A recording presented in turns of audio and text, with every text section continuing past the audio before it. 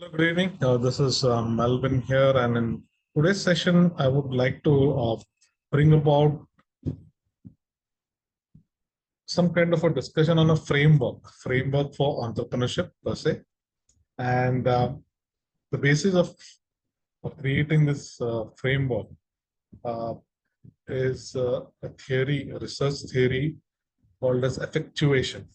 So, what I have understood about effectuation is it creates uh, an approach, a pathway for an approach, creating a mindset, and that could lead to some kind of creativity in thinking. Not everybody can just sit down and decide that I want to innovate, and innovation happens.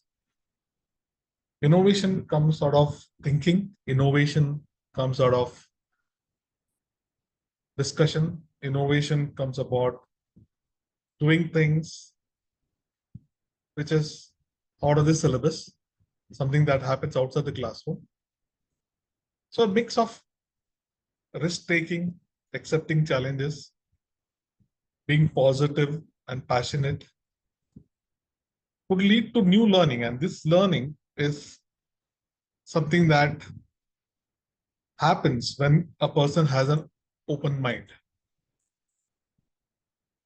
So I came across effectuation when I was working for the Mahatma Gandhi National Council of Rural Education, and I was conducting workshops for higher education institutes on entrepreneurship. And in order to build some kind of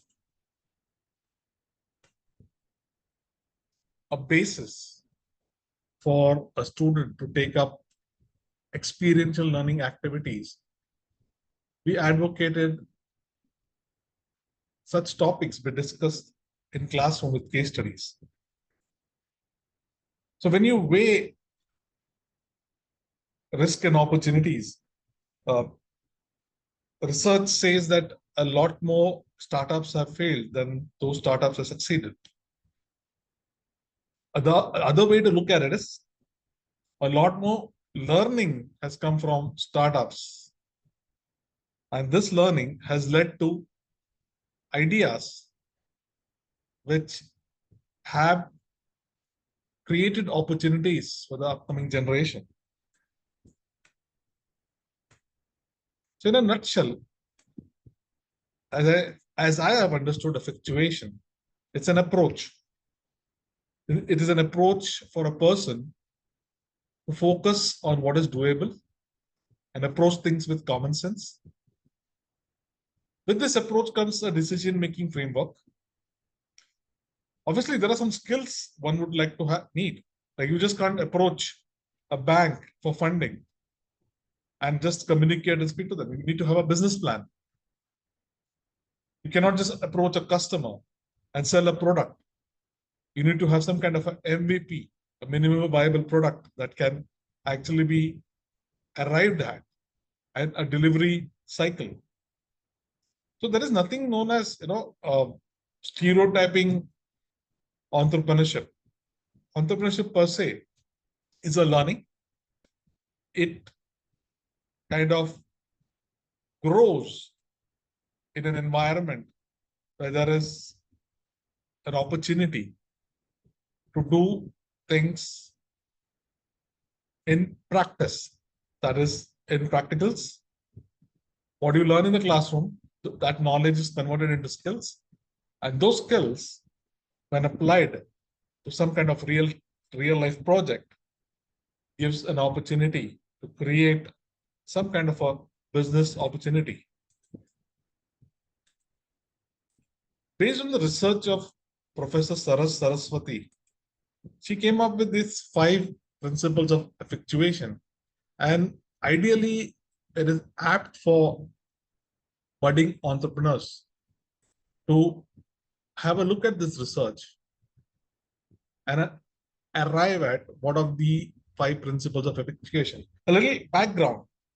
Apparently, when the researcher took up this research, the first thing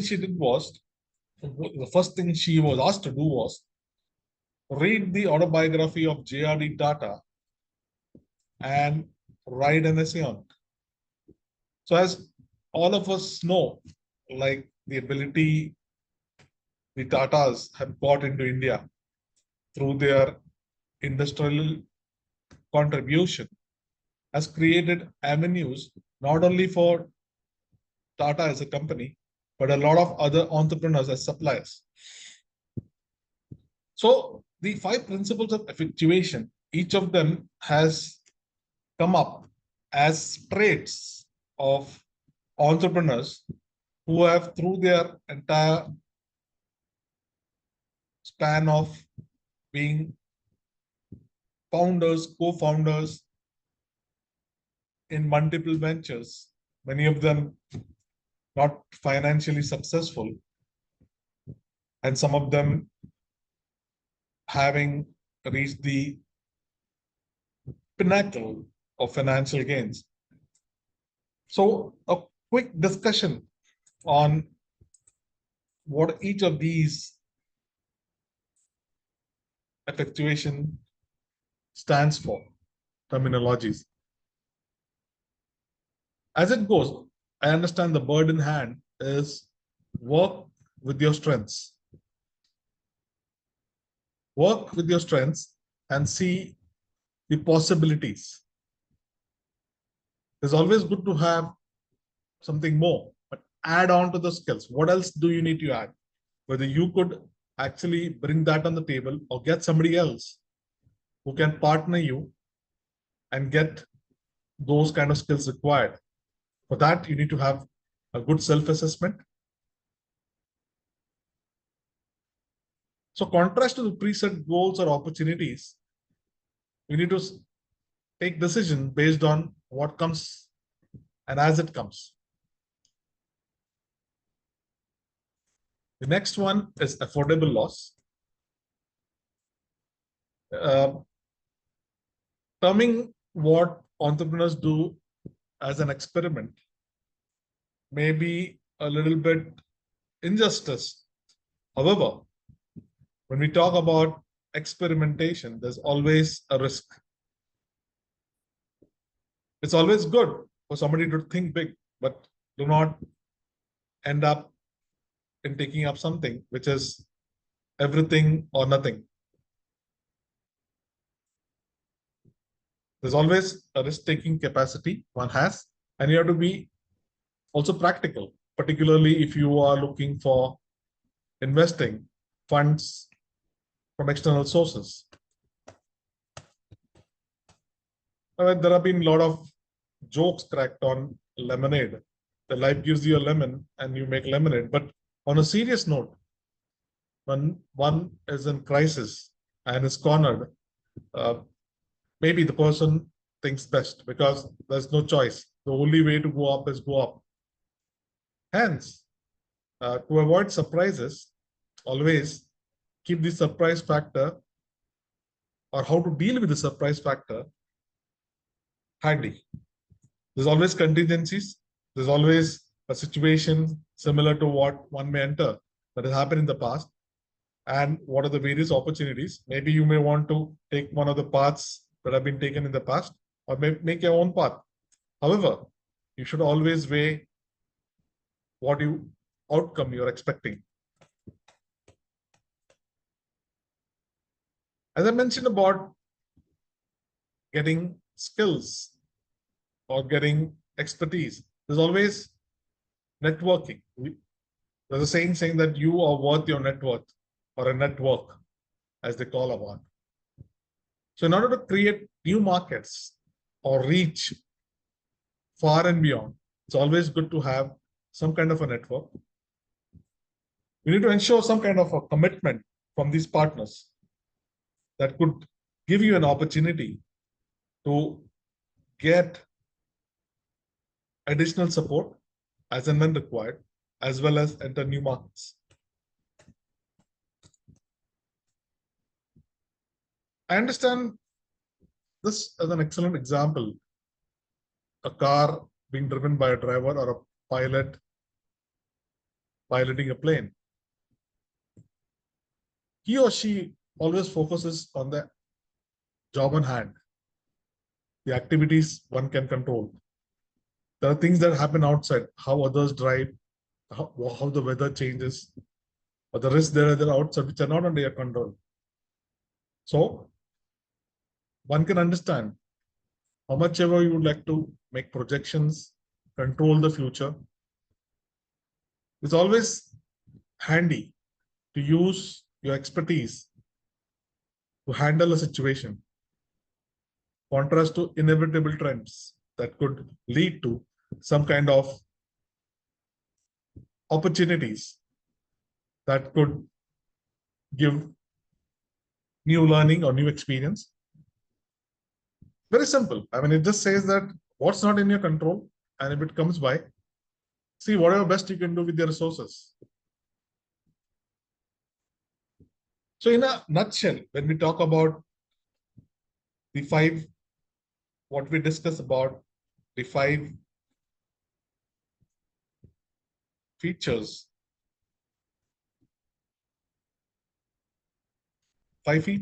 of effectuation. What we got from this was some kind of an insight into what some of the entrepreneurs who have taken up projects ended up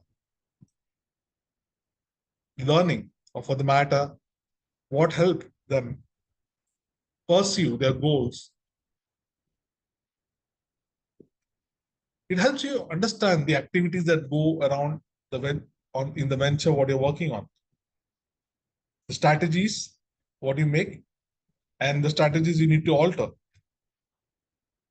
There's always this global practices you understand from the learnings of people who have failed, what resulted in the failures and the learnings they got from the failures. It's always a vision and mission.